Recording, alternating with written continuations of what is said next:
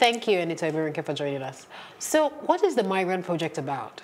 The Migrant Project is a behavioral change campaign that is aimed at addressing the risks and realities of traveling to Europe regularly, primarily for people within the ages of 16 to 34, because research has shown that that's the primary target market. Those are those who are most vulnerable and who would want to say economic reasons are bad, and so we want to find a way out of Nigeria. The idea behind the project is to let them know what the real truth is about life in Europe without papers. Realities of actually the journey itself, what it really means to try to go. Imagine, for instance, trying to get to Europe via Libya. So as you're going through the desert and you're trying to go through the Mediterranean to get to another person's country. That's the summary of what the Migrant Project is about. Okay, so how do you convince them? Because the truth is, many people come and give them the success stories of how they're there and all of that. So how do you convince someone to say, okay, you can't go, those are the risks and realities, and then somebody else is telling them on the other side, bros, I beg the come, something's happening on that end. Well, the truth is that the job has been made a lot easier with the video and the report that broke in December 2017. In 2017, towards the end of the year, information, a lot of videos and documentaries came out. Well, one, but then that led to quite a number of other ones about what it really is like. That's the black slavery, where we had Libya, the Libya story. And because of that awareness, a lot of people are now opening up and telling what their experiences were like when they embarked on the journey. And then before that time, research had gone on into facts and figures.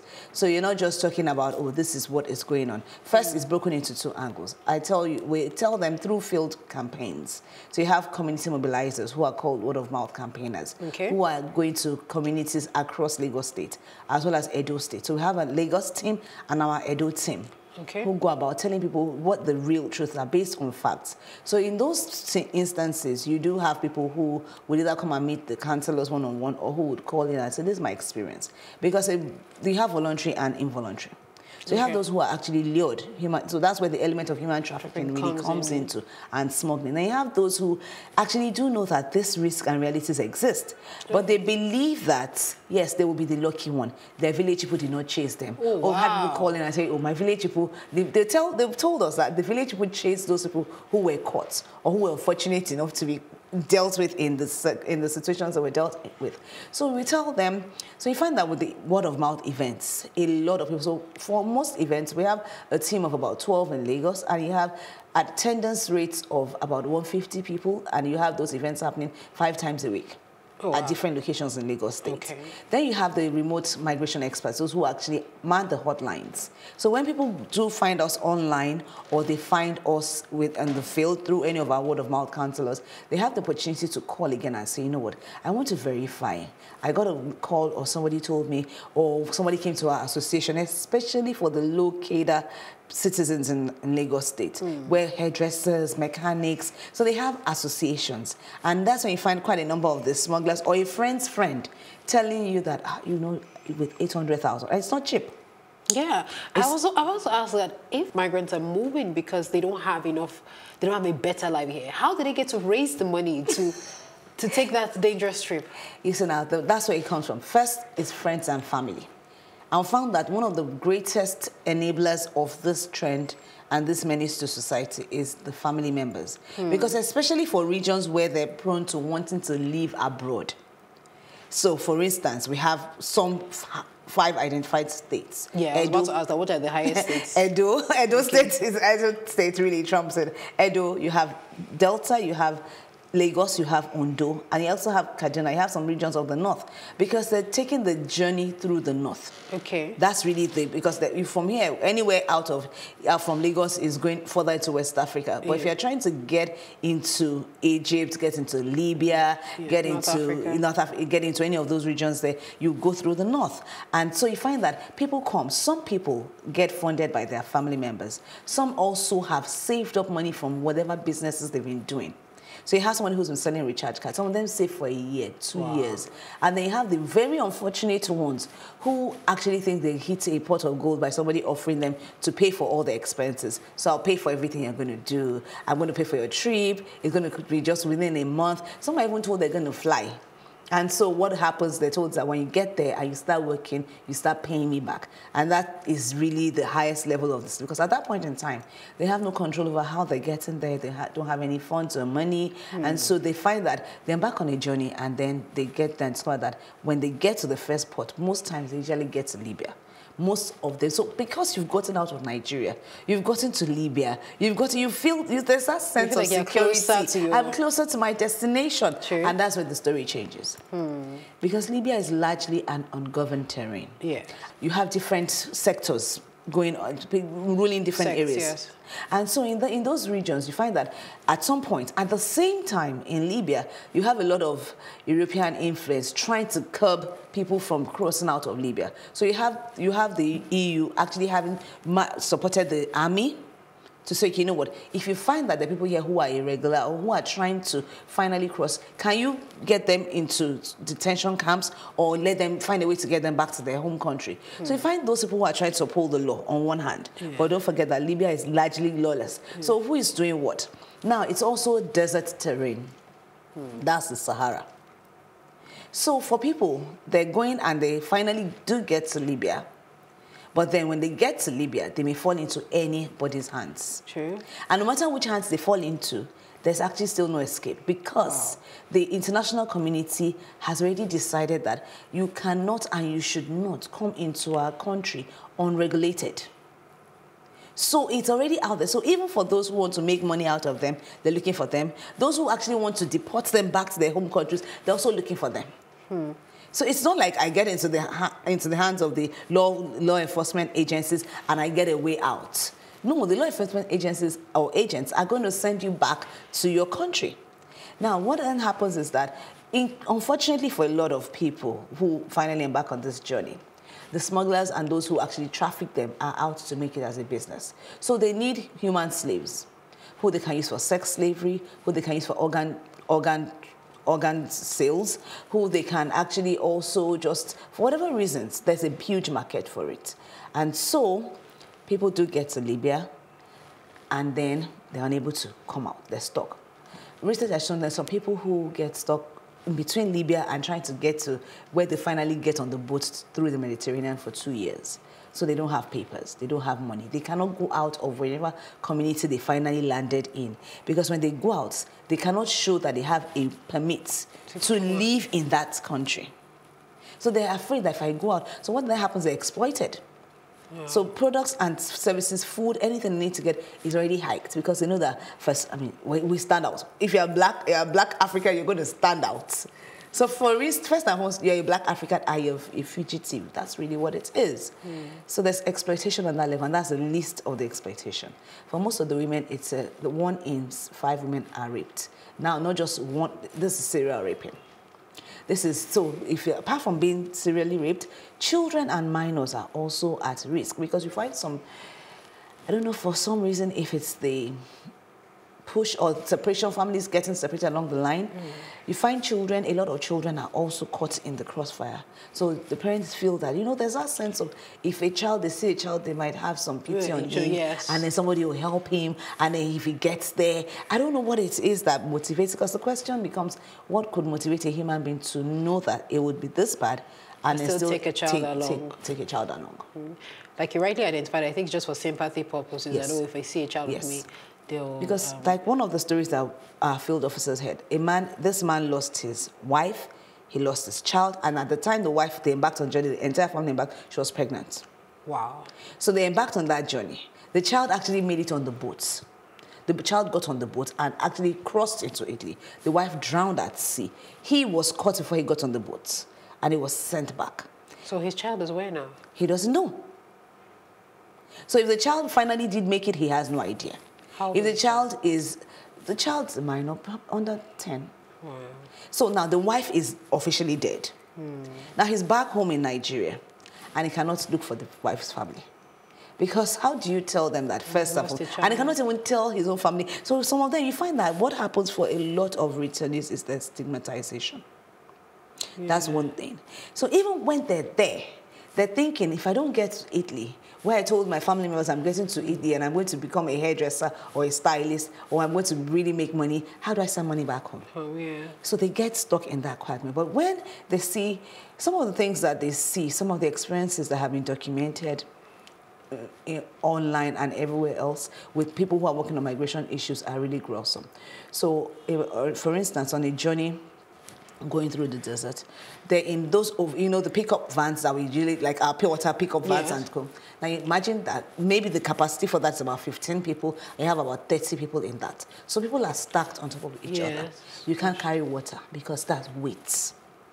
You're not, well, water is actually minimal. You can't even eat. So you find people, some people get tired, they're trying to seek for help. The minute you show a sign of weakness, you are thrown off. Taken off.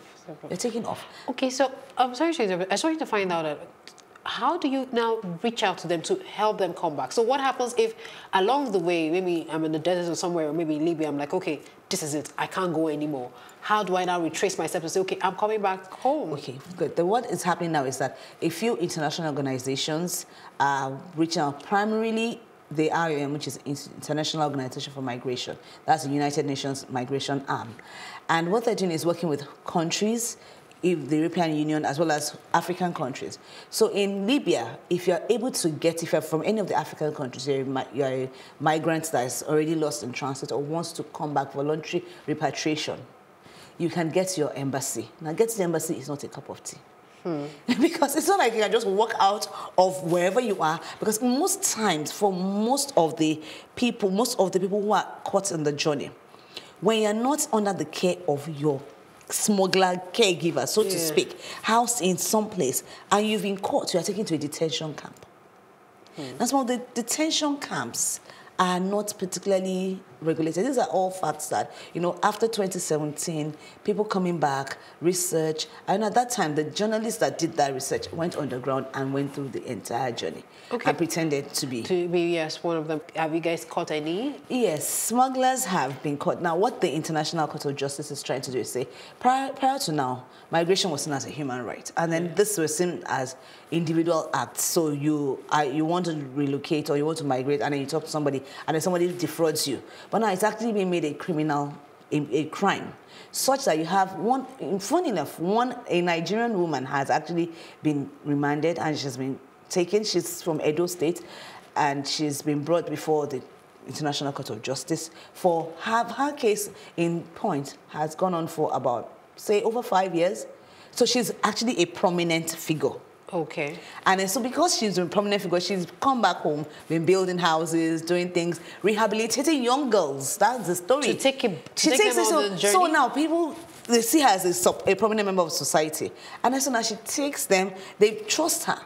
But they find out her alternate life out of Nigeria, she was part of the cartel. Maybe, well, when she finally goes before the Court of Justice, it may be that a lot of other things may come up. It may be that she was coerced into it. It may be that was blackmail. We have no idea what it is. But she's one of the examples. Okay. You have a few other people, too, in other African countries that have also been caught. But, the way it is with those things, was under the law, you're innocent until proven guilty. So you can only say that, yes, something is being done, but it's hard to talk about them per se right now. But then it's really being looked into. And there's also the Global Migration Act that's trying to come up, which countries are on the fence about. They're not sure. So right now, the UN, there's a bias. Should we go on and implement it? Should we not go on and implement it? So that looks at different areas: migration rights, looks at criminal actions, what to do with smugglers. That if we stop the smugglers, can we stop the trend? Yeah.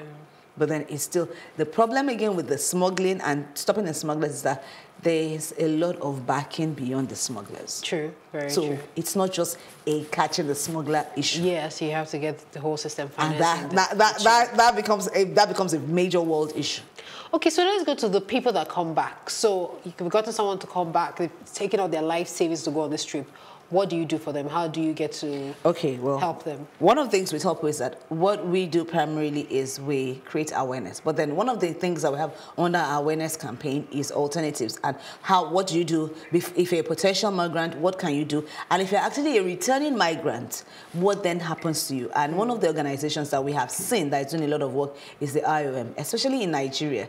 In the last 1 year, from April 2017 to September 2018, we've had over 8,000 people return back to Nigeria. When they come back, initially, the first thing, they're giving overnight accommodation, they're giving food, and they're giving at least some minimal pocket money to be able to cover the expenses back to their destination, wherever it is that they want to go to. Now, after that, what is then done by the IOM is to identify those that actually want to, they try to set them up in some kind of business.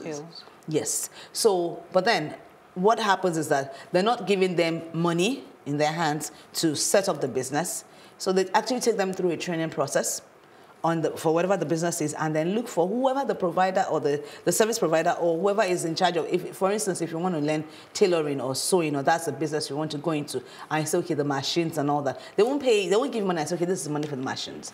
They're going to procure the machines and see that you're set up. So that's the initial first stage of reintegration. Now, another organization or another entity that we've also identified that seems to be trying to do a lot of reintegration activities is Edo State government. Now, what exactly is the success rate or not of that is another issue, because what has been seen is that with the influx of returnees and also with trying to identify who is actually a returnee. So the only thing that the government can do, or any organization, is the ones that they voluntarily, that they repatriated themselves, that they brought back, they can actually provide for them. But if you came on your own through some other means, it's a bit more difficult. So you find that for the Edo State repatriation, reintegration, it's called the reintegration process.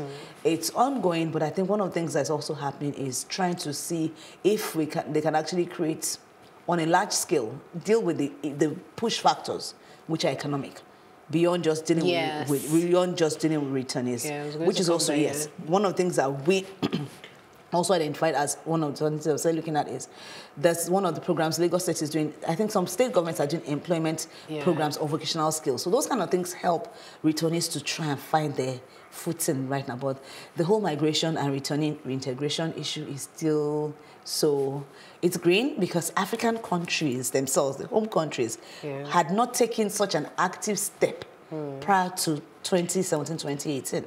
Wow. So you found that it was the EU that was mostly affected, that was pushing. And so now, towards the end of this year, if you observe very well from the news and from a lot of things going on, it's the half of this year that African countries and African governments are now beginning, because the EU and European countries are saying, come, let's talk to home countries. Let's look at what home countries policies can come up. Or let's look at what can come out of Africa itself in terms of keeping the people back home. And if the people are coming back, how do they reintegrate back into society? Okay. Finally, I just wanted to find out about the families. Because, it's one thing for you to, you set up a business, you're trying to get your life back. Do you counsel families? Do you go and, talk to, because, yes, you've spoken to the returnee and like, okay, I want to face my life. Do you get to, reunite families and counsel them? Well, the truth is that that's probably a very big gap right now. But as much as possible, when we do our media engagements, we try to actually give some word of admonition to family members. Because the pressure, sometimes we've found that some people that are going or that have gone were not the ones who wanted to go. So especially for communities where, like we said earlier on, where you have where you have preponderance of we must go abroad. So you find one mother telling her son or her daughter, see, this person's job has gone, and this is sending money back home. The issue of sending foreign currency back home, that's it. And so, see, they've built a house, the other siblings are going to school, what are you doing? So we tell family members that, look, the brunt of this, the major 50% of the push factor, apart from it being economic, is coming from family pressure. If you can take away that pressure from your children, and let them realize that there are opportunities that they can harness in Nigeria. And if need be, let them go. If they want to migrate, which is not the issue, push them to migrate legally. Find out, do your research, do the thing, find out what you need to find out. There's so many opportunities that exist. I mean, for instance, even legal migration, you have just like you have the Canadian migration. Yes. You have a European blue card. But then people tell you that, oh, those things are difficult. Do we meet up with the standards? And of course, now those are the things that we're also pushing through advocacy for governments to look into. So if it's vocational skills, can you have proper certification areas? Yes. So that when they go and apply, they actually get trained. When they go and apply for visas or anything, they can have some standing. So because really, you can't tell people, don't go this way. Then the only way they can go, they get there and it's blocked because they're not fully competent. Of course, the block rest stops at your foot as a human being to empower yourself enough to be able to go for your goals. But in a society of almost 200 million people, where majority of them are young people and they're all frustrated already, the most that can happen is to, well, we encourage them. Families, push your children aright. Don't put that pressure on them. Find out what options exist for them and then push them in that direction. Okay. Oh, lastly, when you do the awareness, do you get the returnees to speak at some of these campaigns? Well, prior to now, because the first half of the awareness was really first in Lagos at the time we started this project. There wasn't really any awareness campaign going on the level of field officers at the scale which we're doing it. So we had one or two returnees. We had a particular returnee who was prominent, but then, what he was doing was working with the RAM. So initially it was, can we just get the word out there? Can we talk about awareness? Can we even just see how people respond to the awareness? Can we see if we even have the numbers that the research has shown, but do the numbers actually exist? Can we have real life engagement with people? So that was the first phase of the project. And then of course, we also felt, and we still feel, that the media hasn't played a big role, well, big enough role. So the same way they make a lot of issues, a lot of hype about health-related issues, this is as bad as health-related issues. So if the media, okay, media engagement is going on, we're pushing media.